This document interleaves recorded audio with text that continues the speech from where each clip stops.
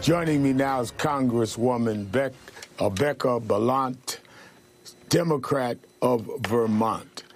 Congresswoman, thank you for joining us. Thank you for having me, Reverend. You sit on the Judicial Committee. Let's start there.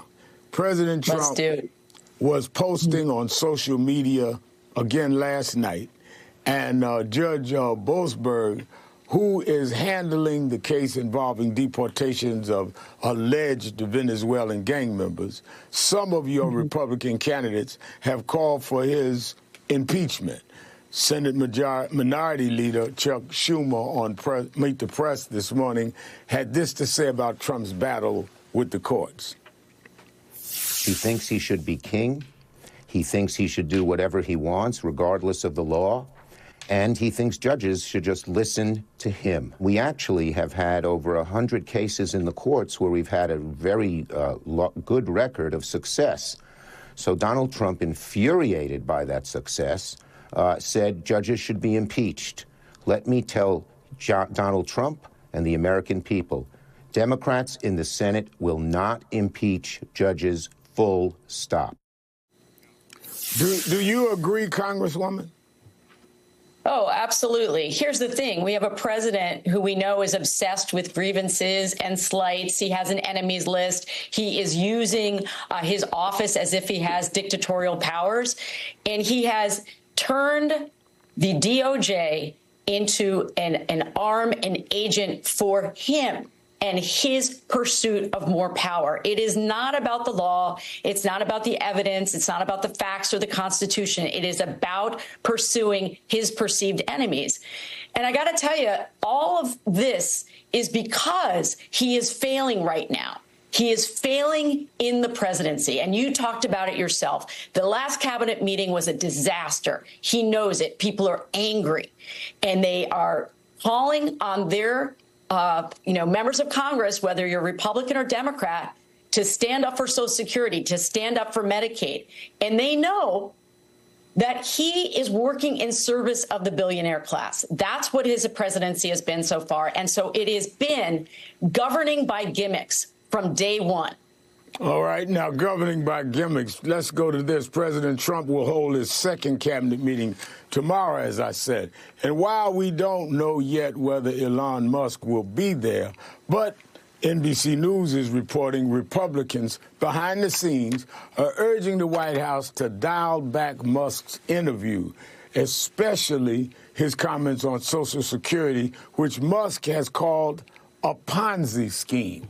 What have you been hearing from your constituents about Musk and about this administration's efforts to cut Social Security services, such as assistance over the phone? They're absolutely enraged. And I think that this administration is grossly underestimating the fury of people across this country who depend on Social Security and Medicaid to just get by. And of course, you had Howard Lutnick, the Commerce Secretary, sort of giving up the game the other day when he said, oh, well, my mother wouldn't even notice if her Social Security check didn't come through. Give me a break. What planet are you on? We have millions of Americans right now who are depending on us to stand up for these programs that they have paid into, that they have earned. And Elon Musk calling it a Ponzi scheme, again, it is an indication of where Republicans want to go. They always want to touch Social Security. They just lie about it. I got a lot of feedback on what the Commerce Secretary said, who is a billionaire, and he's talking about his 94-year-old mother-in-law. He's a billionaire. Of course she wouldn't worry. That's right.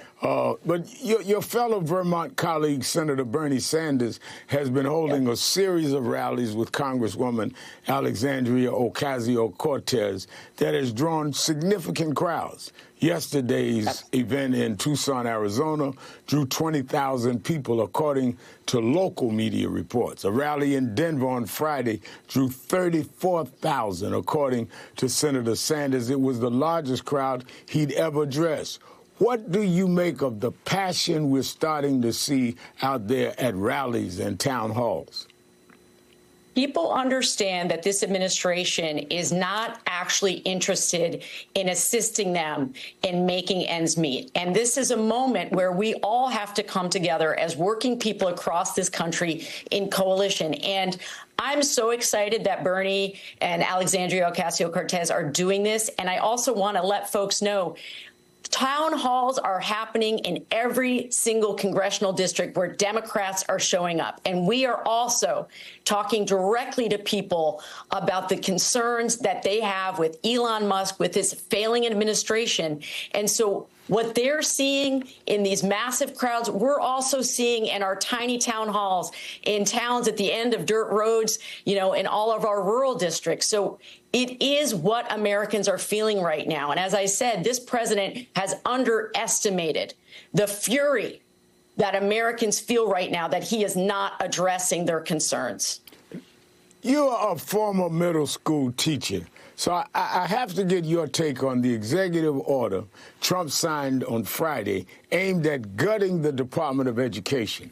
The administration claims that cuts won't impact programs that high school and low-income and rural areas are located. But you know how the education system works firsthand. What do you believe will be the impact of these policies? Oh, of course children are going to suffer. Of course families are going to suffer. No question. Because we have a system through the Department of Education that supports those students that most need the help. And so for him to say it's not going to impact the services, it's not going to impact what's happening on the ground, you know, you can't believe anything this man says. We know that. We know that you can't believe anything he says. He is not looking out for regular people. He's not looking out for those students and those families that I had in those 4 rural public schools in Vermont that I taught at over the course of my career. And so those of us in Congress who have been in a classroom, and there are several of us, we know that he does not understand what he's talking about, and he has put somebody in position to head that department who is trying to gut public school education. That is the plan.